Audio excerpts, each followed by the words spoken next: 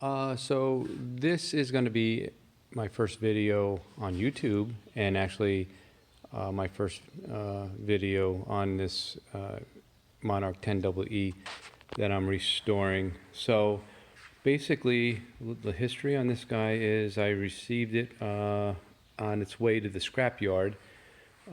It was a local semiconductor factory here in upstate New York that was winding down, and they hired a scrap firm to come in, and they were scrapping stuff out, and I was there for other reasons, and I saw this guy, and actually I saw this guy, which is a 10EE, and it's a 30-inch. Both of these machines ran. I got them to my house, to my workshop here. I ran them on my 220 single phase, and I just didn't. The 30-inch has a coolant pump, but I didn't run that. I just ran the drive, which worked fine. And same here on this one. This one does not have a cooling pump. So I was going to take a bunch of videos, and I do have some video and some stills of this thing being disassembled.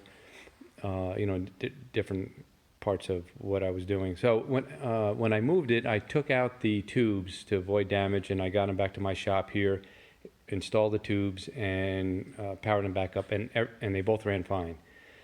So I did get a lot of tooling with them in terms of chucks. I got 4 jaws, a bunch of 3 jaws, a 6 jaw, steady rest, follow rest, couple collet closers with them, which I'll go into more detail later.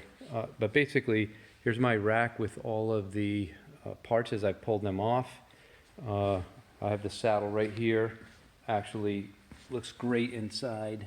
It's there's really no damage. This gear right here, which is the carriage travel gear, is in great shape. There's very little backlash. So this one right here, I talked to Monarch.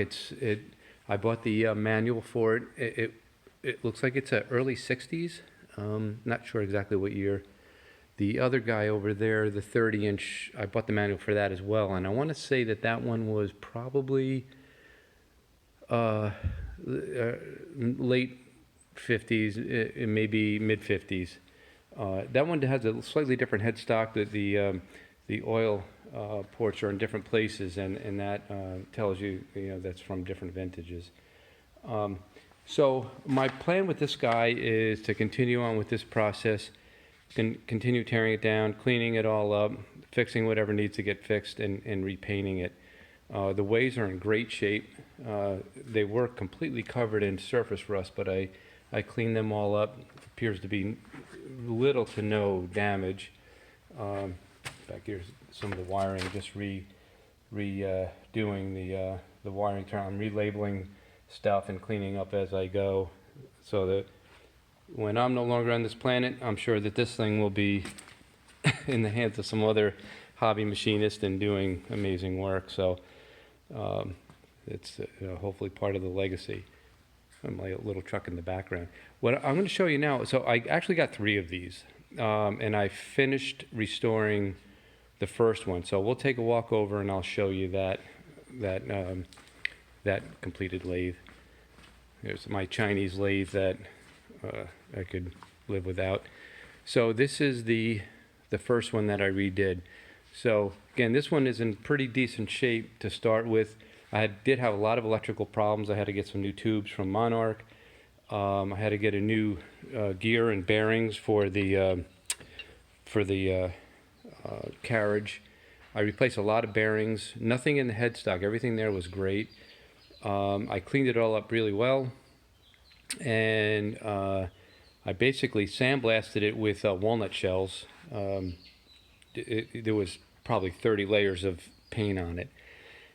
Got that all cleaned up, and then I repainted it with this is an automotive paint. It's PPG, and the color, which I really wind up liking, the color is a Mercedes-Benz sort of square SUV. I don't remember the model number of that particular car, but that's what it is. So this is a catalyzed urethane.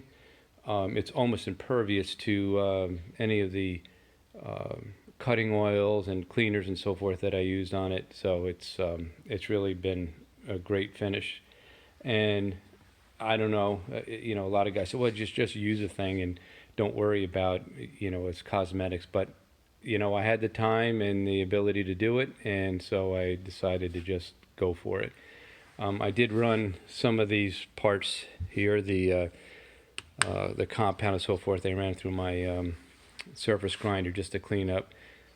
This guy did have a couple crashes, as obviously you can see that it somebody, you know, in its life ran it into the chuck.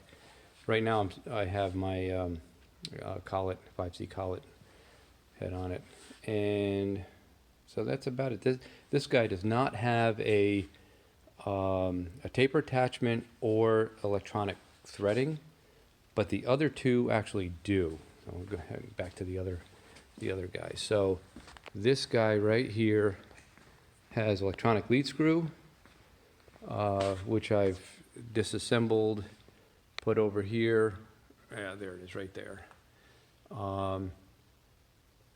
That all worked. So I was very careful. I bagged all the parts, labeled everything, so everything is back into the original condition.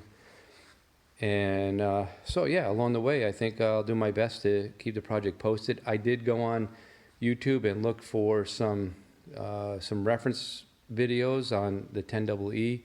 Really, I only found one guy. I don't remember his name. If I find it, I'll put it on the next one. That walked through a bunch of work that he had done down on the motor drive and some other stuff. I'm not going to take any of this stuff out. I'm going to do my best to clean it. I don't think there's any need because everything works. Speed control works. I did have to replace that on the other one because I can't remember exactly what happened, but I think the oil got in the pot. There was just a ton of oil in this whole area. And so the pot is actually, the speed pot is right, let me find it for you here. It's right there. And so the oil runs down right in there, and the potentiometer for speed control is right in there, and it was completely soaked and didn't operate. So swallowed hard and bought a new one from Monarch, which was probably the most painful purchase I made. The rest of the parts were not excruciatingly expensive. They're pricey, but you know, I'm so thrilled to death that they're still in business and supporting this old iron, and I will buy as many of the parts as I can reasonably justify from them.